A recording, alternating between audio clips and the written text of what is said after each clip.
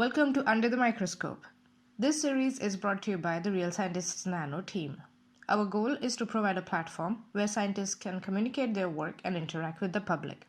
With that in mind, every week we introduce you to a scientist working in the field of materials and nanoscience, who would be curating the RealSci_Nano Twitter account.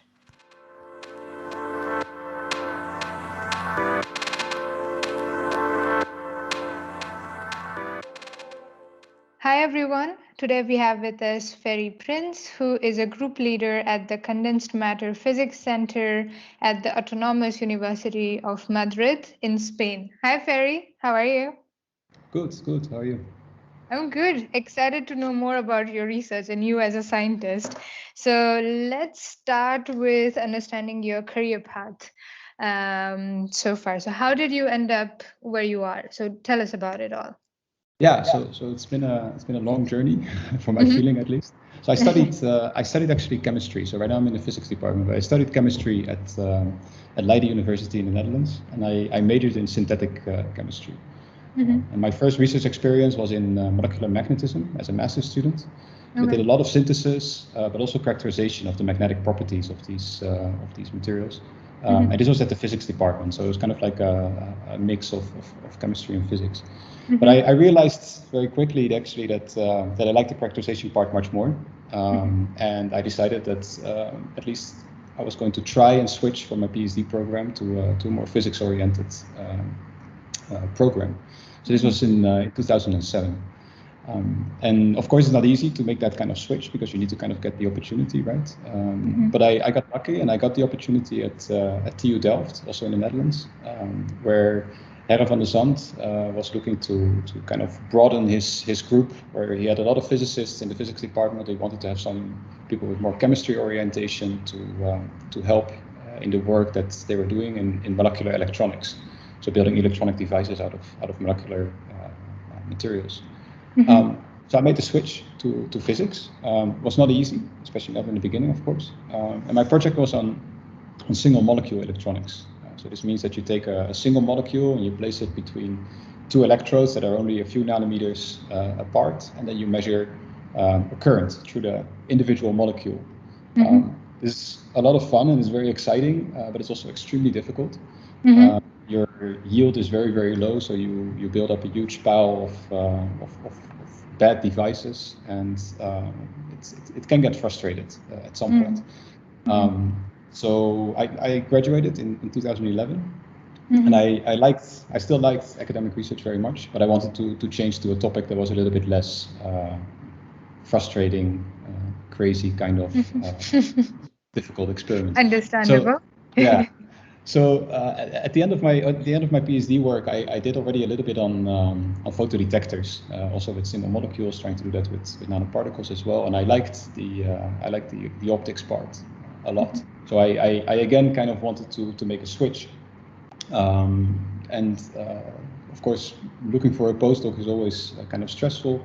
But I got an offer from Will Tisdale at MIT. And he was just starting a new lab as a tenure track there. This was early 2012. Okay.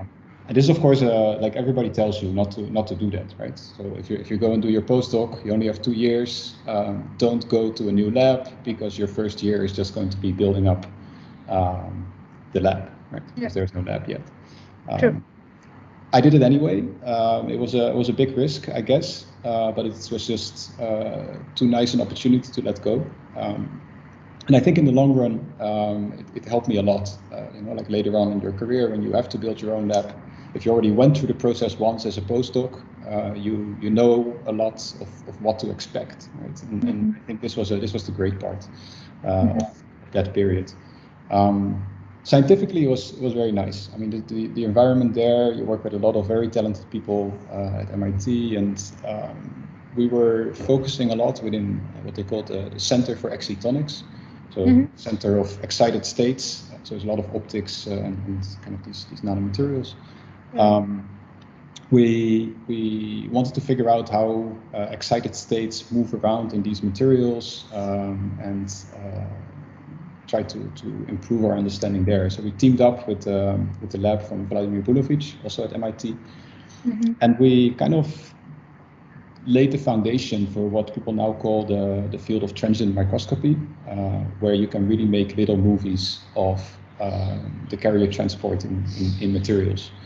So this was very a very exciting time, very productive as well, and everything turned out very well despite taking the risk of joining a new lab.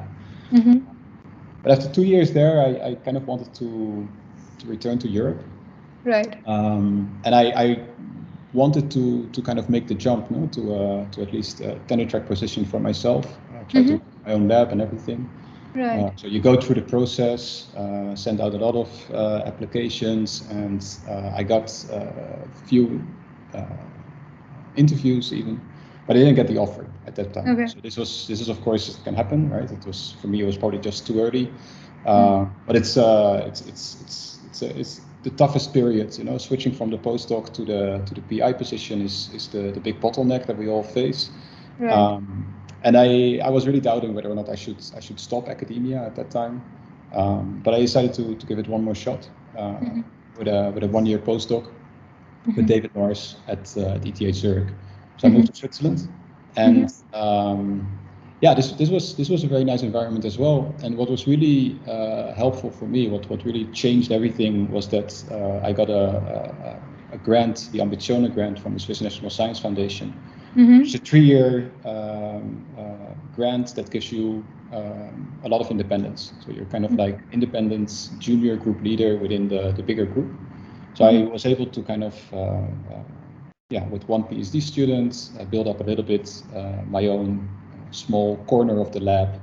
And this helped a huge amount when you go again onto the job market and you start to apply for the independent PI positions. If you already have this semi-independent position, you enter the interview differently. You're more confident, maybe, you know, like people look at you maybe a little bit different. So taking that intermediate step was really a good thing for me.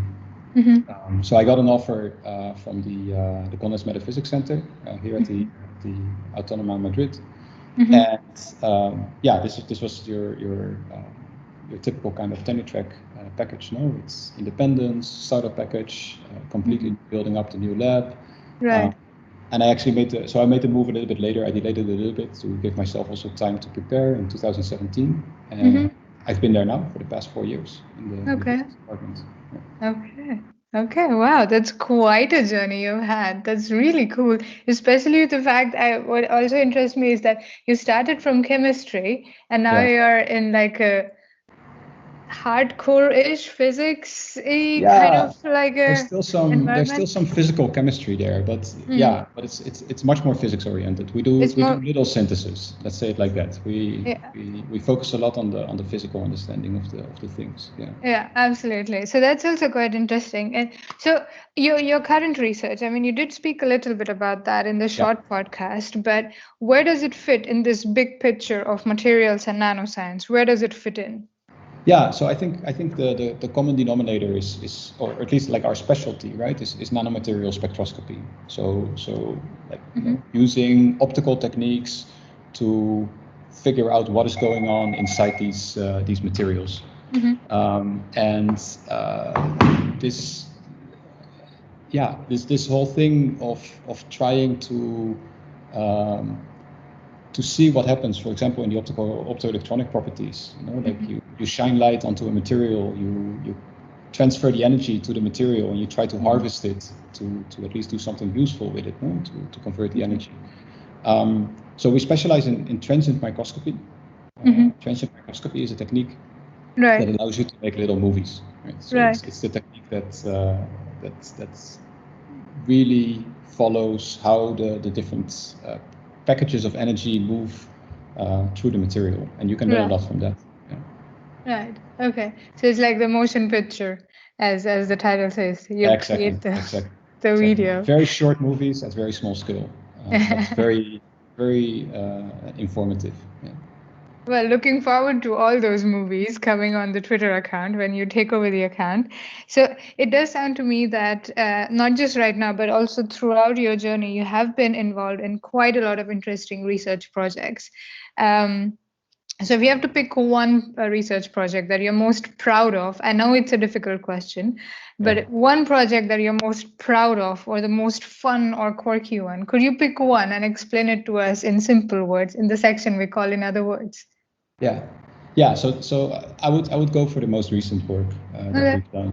So the most recent work that we've done in my group is to make these movies, right? And you make the movies of the energy carriers as they move through the semiconductor, and we focus on perovskite semiconductors, which is now this very popular material because they are kind of this magical new solar cell material, right? So solar cells made out of perovskite are already challenging silicon. Thousands of groups working on it, and despite the fact that they work so well, the funny thing is that people still are trying to figure out why they work so well. Because again, it's a nanostructured material, it's processed from solution.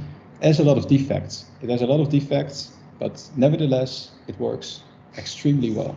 Right? And this is very surprising, and this is the kind of questions that, of course, everybody then is interested in answering.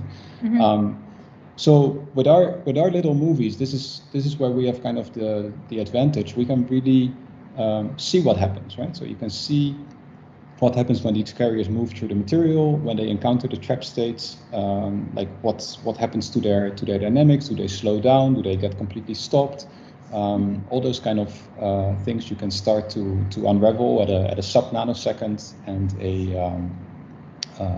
at very small nanometer scale resolution. Right. So, and what we see when we make these movies, right, is that in these materials specifically, is that very small changes in the composition of the material can have a huge impact on how the transport occurs. Right. So it's extremely sensitive.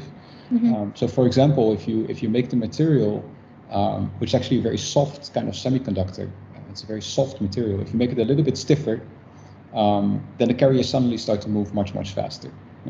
You can do this by changing the composition of the material just a tiny bit. And if you understand these kind of effects better, then of course you can go back to the drawing board and try to design the optimal material to try and use it as a solar cell. So even though they're already working very well, there's still a lot of room for improvement, and we're hoping to kind of tap into that. Okay. All right. Wow, that sounds really cool. It does sound really cool. I definitely want to know more about that, and I hope you will talk about that when you take over the account. I will.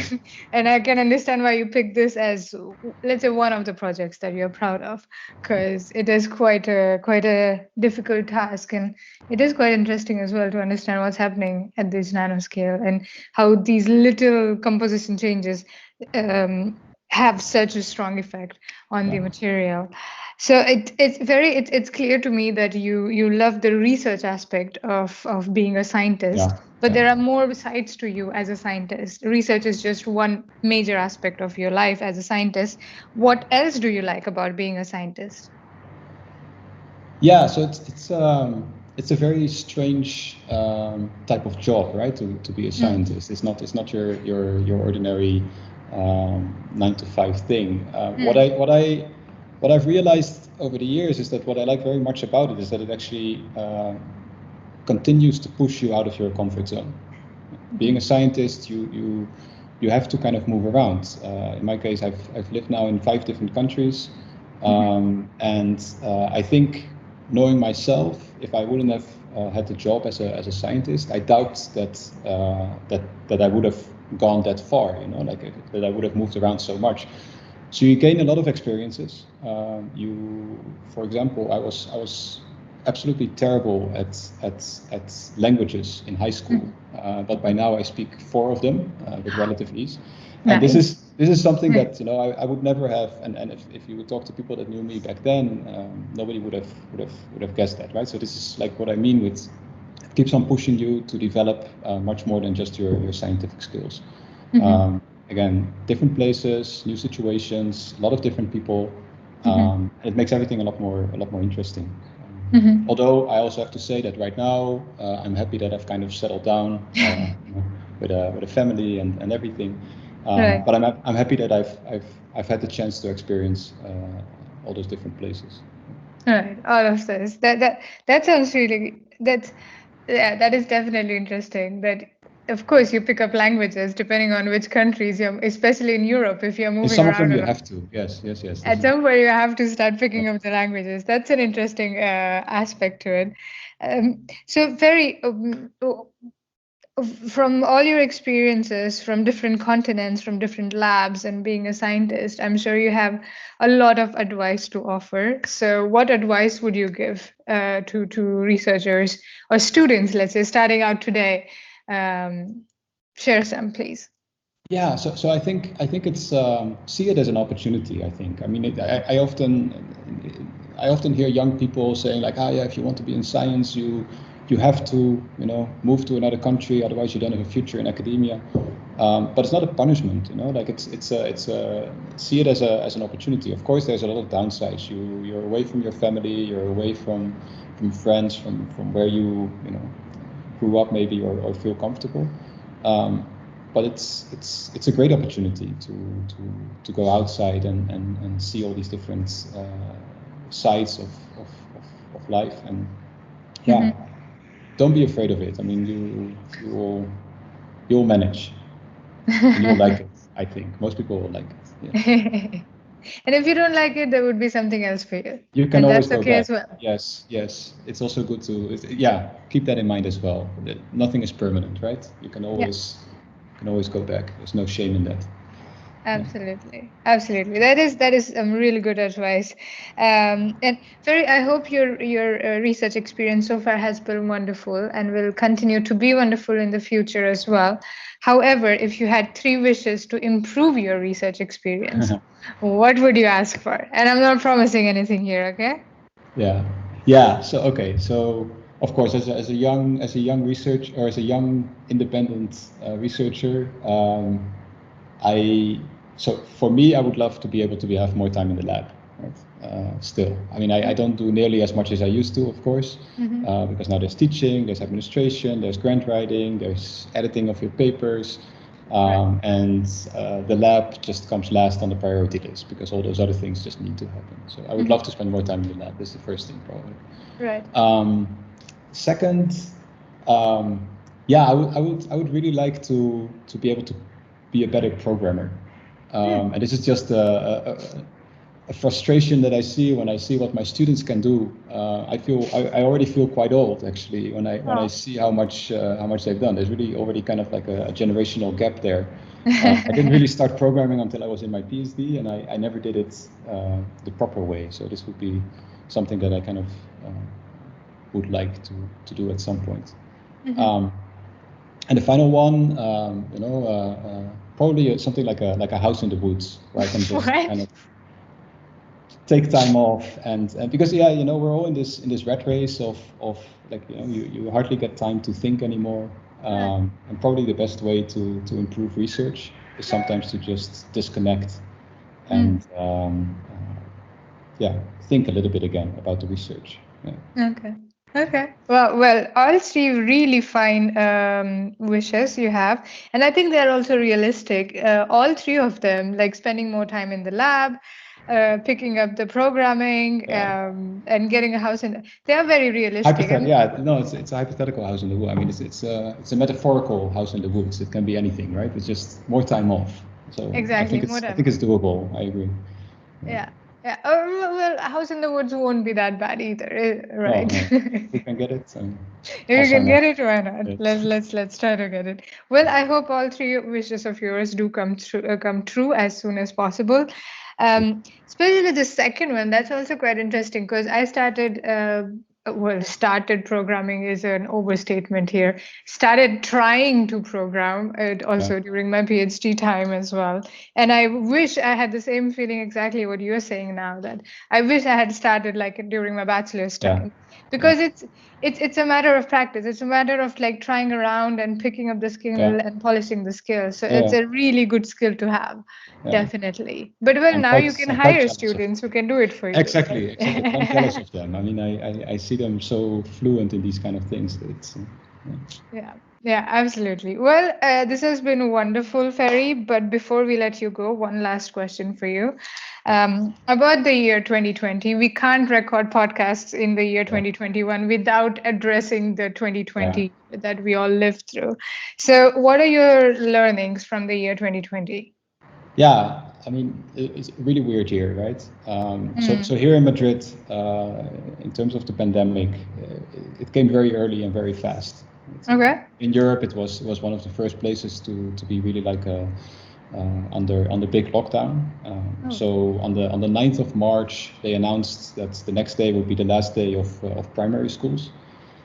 So this for me meant that I was going from teaching physics to 20-year-olds to full-time teaching of arts and crafts to my 3-year-old son. And basically he had a 6-month summer vacation. You know, there was no more school until September, and this of course had a massive impact on your productivity. I mean, this cannot go on in the same way.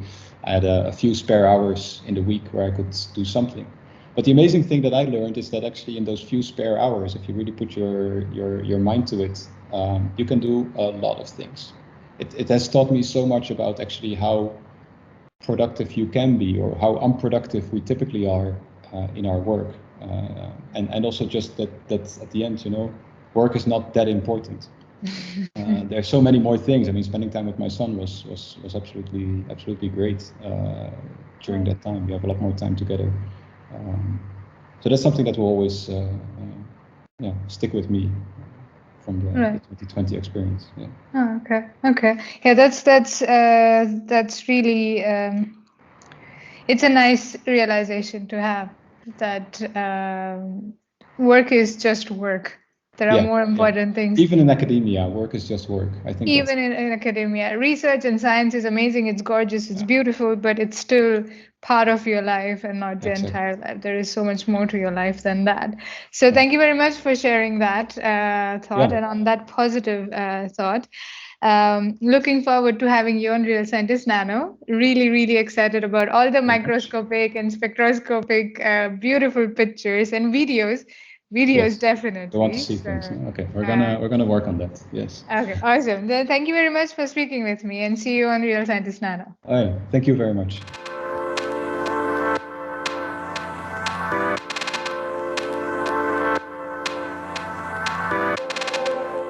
Thank you for listening. To know more about us, please visit our website realscientistsnano.org and follow us on Twitter at realsci_nano.